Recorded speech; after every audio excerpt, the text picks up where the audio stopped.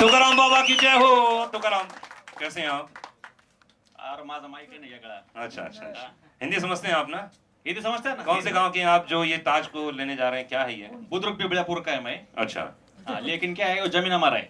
नहीं, ताजमहल का जमीन जो है हमारा है। पर लोग कहते हैं शाहजहां ने बनाया था मुमताज की याद में। ये बनाया उन्होंने, वो सब करेक्ट है, लेकिन जमीन जिस पे बना है ना, वो जमीन हमारा है।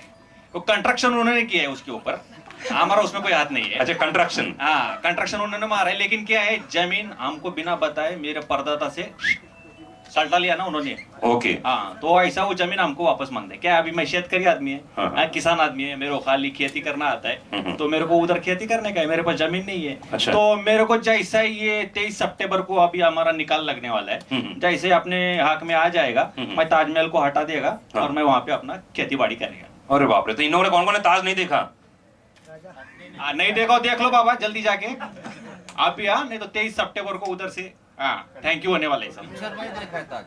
हाँ जी, पिक्चर में ही देखा है। अच्छा पिक्चर में ही देखा, तो प्लीज आप चले जाओ। तो इनको देंगे आप मौका अरे बिल्कुल बिल्कुल देगा। मैं जयंती भाई से रिक्वेस्ट करेगा टिकट के लिए। अच्छा, तो वो सब हो जाएगा। तो बाइको आइए आपकी यहाँ पे।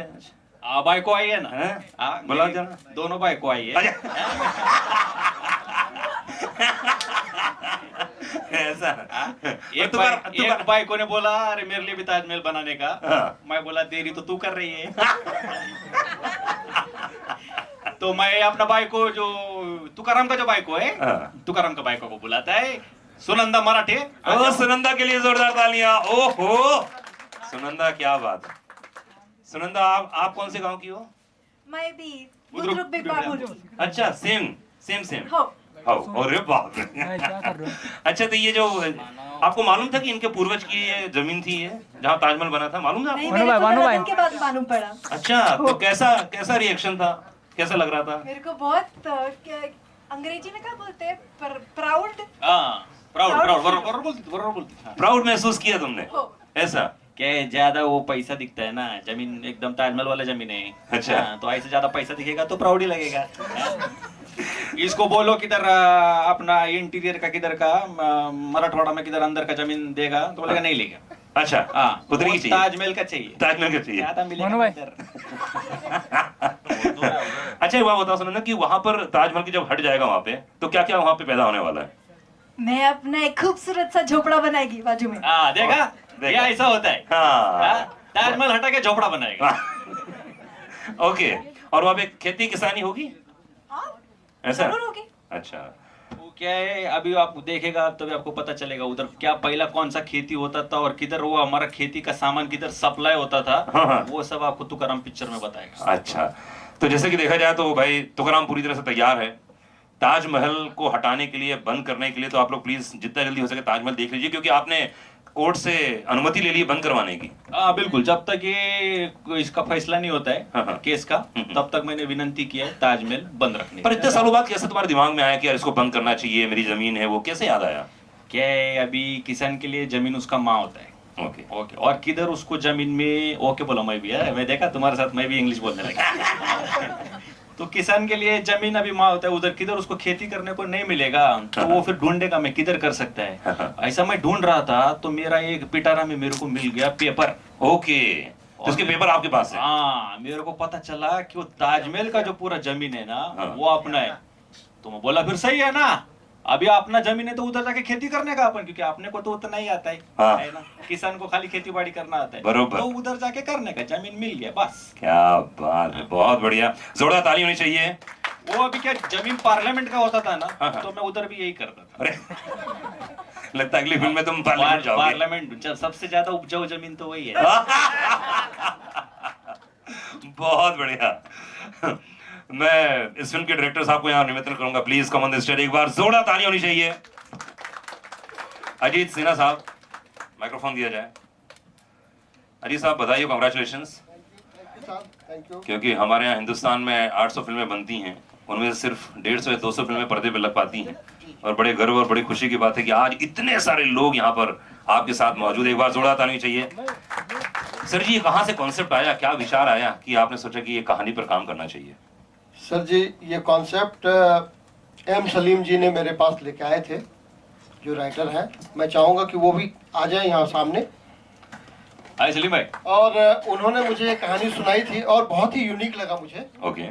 और मैं ये कहानी लेकर के हमारे प्रोड्यूसर श्री पवन जी और अभिनव वर्मा जी के पास गया। उन्होंने मुझ पे बिलीव किया और उसके बाद सुरेश जी और मंजरी जी यानी तुकाराम और सुनंदा के पास गया मैं और उनसे कहा कि भाई ये कहानी है। ये लोग बहुत ही एक्साइटेड हुए और बहुत खुश हुए और मुझे सपोर्ट किया। पर श्रेयस त्रिपाठी क्यों? क्योंकि ये कहानी महाराष्ट्र से संबंधित था, इसलिए श्रेयस के पास जाना हमें उचित लगा। और सबसे कम बजट में वही आने वाला था। नहीं, बजट की बात ही नहीं थी, क्योंकि बजट तो बात की बात थी। सबसे पहले तो कॉन्सेप्ट ओके होना चाहिए था। और श्रेयस जी चूंकि एक्टर तो हैं ही, इंसान भी बहुत अच्छे हैं, उन्होंने एक्सेप्ट किया। आज रुलाएंगे क्या? आज तो मैं चाहता हूं कि मैं पवन जी को भी स्टेज पे बुलाऊं। Please come on the stage. Pavan ji please. Pavan ji, एक बार जोरदार तालियां चाहिए पवन जी के लिए। अभिनव वर्मा जी आइए स्टेज पे। पवन जी ये दोनों हमारे प्रोड्यूसर हैं। क्या बात। और हमारे एक प्रोड्यूसर और हैं जो धवलगाड़ा जी, वो भी आप आए। धवल, ओह क्या बात है धवल। इसके अलावा मैं चाहता हूं कि हेमंत पांडे जी स्टेज पे आए। ये इस फिल्म में मुख्य किरदार में है। पांडे जी आ गए। और अब मैं जयंती भाई जी को बुलाऊंगा। Please come on the stage. Jayantilal Gada ji को please come on the stage. एक बार जोरदार तालियां होनी चाहिए। जैसे कि आपको मालूम ही है जयंती भाई की बहुत सारी फिल्में आती हैं और आपके पास तो अभी इतनी बड़ी बड़ी लाइनअप है। जयंती भाई माइक्रोफोन। जयंती भाई इतनी सारी फिल्में, अभी तो कमाल 2 आने वाली है, कहानी 2 आने वाली है ना? उसके बीच में इतनी छोटी, इतनी प्यारी, इतनी कमाल की फिल्म, ये आप हमेशा लोगों को सपोर्ट करते हैं। क्या रीजन था इस फिल्म में? क्या नजर आया आपको?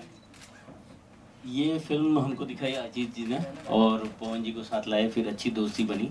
तो फिल्म बहुत अच्छी है, तो हमने बोला कि इसको लानी चाहिए। लेकिन मैंने थोड़ा ब्रेक लिया था बिजनेस से, तो इसीलिए डिले हुई।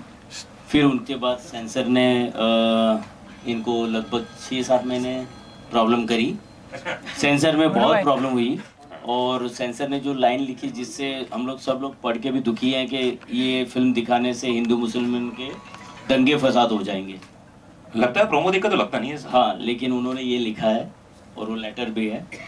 तो हमने बोला सबसे पहले शुरू करने से पहले मैं ये फिल्म से स्टार्ट करूं, इसलिए वो आज सबसे पहले रिलीज हो रही है।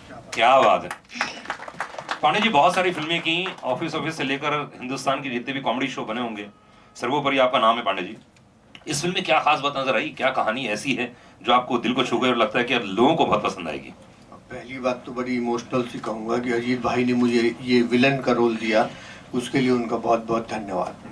क्योंकि इतने सालों से कॉमेडी कर रहा था और एक्टिंग लगभग एक बार छोड़ भी चुका था, संन्यास भी ले लिया था, बहुत तंग आ गया था कि उसी रोल के लिए बुलाते, अरे इसके लिए तो उनको बुला लो टाइप ना। लेकिन अजीत जी का बहुत बहुत शुक्रिया, उन्होंने विश्वास किया और पहले ही दिन हमने 3 पेज का सीन किया था श्रेयस और हमने, 1 टेक लाइट जा रही थी। उस दिन के बाद से सब लोगों का, पूरी टीम का भरोसा हो गया कि हाँ ये विलन वाला रोल भी कर सकता है।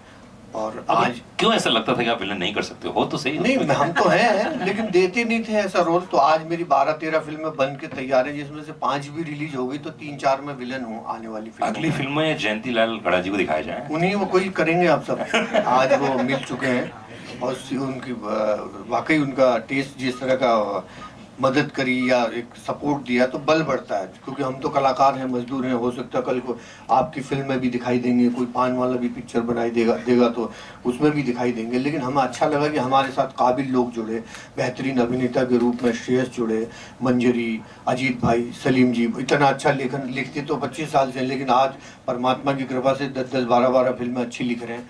तो ये अच्छे लोगों से मिलने का समय आ गया है और इन तमाम अच्छों में जयंती भाई आपका बहुत बहुत शुक्रिया, पवन जी आपका, आप तमाम लोगों का शुक्रिया कि आप लोगों ने एक बेहतरीन फिल्म को सपोर्ट किया। क्योंकि पिक्चर को जितना मैंने देखा है, मेरे दिल की अच्छी पिक्चरों में से एक है। Thank you. पवन भाई, ये फिल्म करना अपने आप में एक एक्सपीरियंस रहा, कैसा रहा? ओवरऑल अनुभव कैसा रहा? इसको बनाने में बहुत अच्छा लगा हमारे को। थोड़ी तकलीफ़ें भी आए काफ़ी इसके अंदर। हालांकि मैं इससे पहले भी एक रीजनल मूवी भोजपुरी बना चुका हूँ, तो इसलिए इसको बनाने में मुझे जो पहले पिक्चर होती है उसका वो नहीं हुआ तकलीफ कि कैसे बनती है क्या है। काफ़ी कुछ नॉलेज थी मेरे को इसके बारे में, बट कंटेंट सुनने के बाद मैंने दूसरी पिक्चर मैं बनाने जा रहा था फिजी में, उसको छोड़ के इमीडिएटली इसको शुरू किया और कंप्लीट किया। तो इस बार तो श्रेयस ले रहे हैं ताज, अगली बार क्या दिलवाने वाले हैं इनको?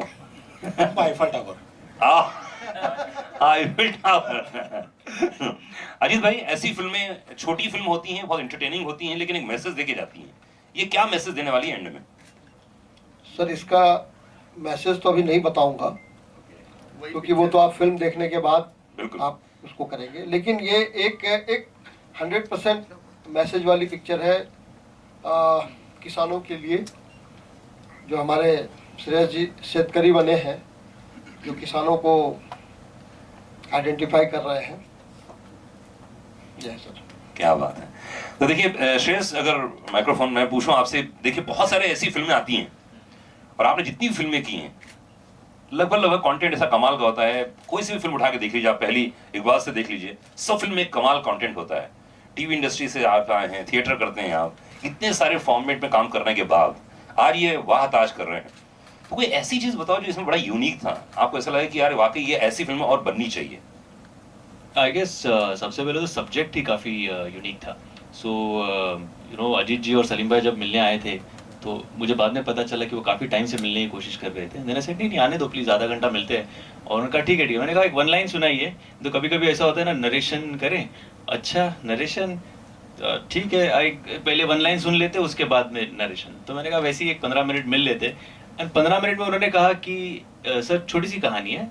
एक किसान है जो महाराष्ट्र से उठ के आगरा चला जाता है, ताजमहल के बाहर खड़ा होता है और कहता है ये ताजमहल जिस ज़मीन पे बना है वो ज़मीन हमारी है। और मैंने कहा अच्छा, और आगे? Very good. मैंने कहा आगे सर नरेशन होगा। ओह जो अधिकतर लोग नहीं करते हैं। So I think that was the unique selling point for me also कि अगर ऐसा कुछ है तो सामने वाले को भी फट से यू नो क्यूरियोसिटी और क्वेश्चन आ जाता है कि what happens next. And that's what really appealed to me in as far as Wah Taj is concern. I am so happy, so glad that I am a part of a film like Wah Taj, जो वाकई में एक content driven फिल्में जो होती है with a very very strong message, ऐसी फिल्में। And I really want to thank each one present here today for making me a part of this beautiful film. क्या बात है। क्या बोलना चाहेंगी कि आपका मंजरी बहुत सारी ऐसी फिल्में होती हैं और श्रेयस को आपने किन किन फिल्मों में देखा है, आपने ये बताइए। मैंने श्रेयस को इकबाल में देखा है, वेलकम टू सज्जनपुर में देखा है, गोलमाल में देखा है, बहुत सारी फिल्मों में देखा है। सो जब मुझे ये ऑफर आया, I was very very happy because एक तो Shreyas, lot of respect for him as an actor, not because he's standing here. Roll it. लाएगा क्या? आज तेरी दोनों भाई को बड़ी खुश हैं। Dipti is going back home. नहीं, दोनों भाई को तेरी बहुत खुश हैं आज तो। ओके। हाँ sorry, हमने इंटरप्ट किया, sorry. So I was very happy about this and I loved the concept, like Shreya said. I was damn excited. And Ajit ji, I want to say, मेरी पहली पिक्चर से अजीत जी has been in touch with me and he had told me in my first film कि मैं जब अपनी पहली picture बनाऊंगा ना, I'm going to cast you.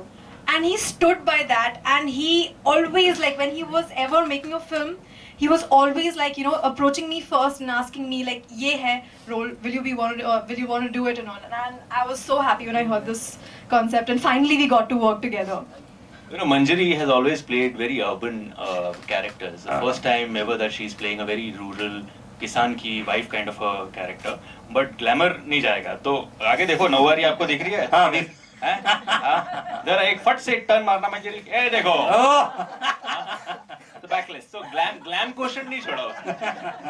तो ब्लाउज का बैकलेस। तो मैंने जब पहली फर्स्ट डे ऑफ शूटिंग हम लोग सब रेडी होके आए हुए, मंजरी हाय मंजरी वगैरह सारा हो गया, और जैसे इसने टर्न मारी मैंने कहा तेरी है backless blouse. But that was not my call. That was the creative call from the team. Yeah. वो सब एक्टर ऐसे ही बोलता है, डोंट वरी, है ना, करने का खुद को है, बेचारे डायरेक्टर प्रोड्यूसर को फंसाने का है। थैंक यू गाइस, बहुत बहुत शुक्रिया। प्लीज अपना स्थान ग्रहण करें आप लोग। Thank you. Thank you.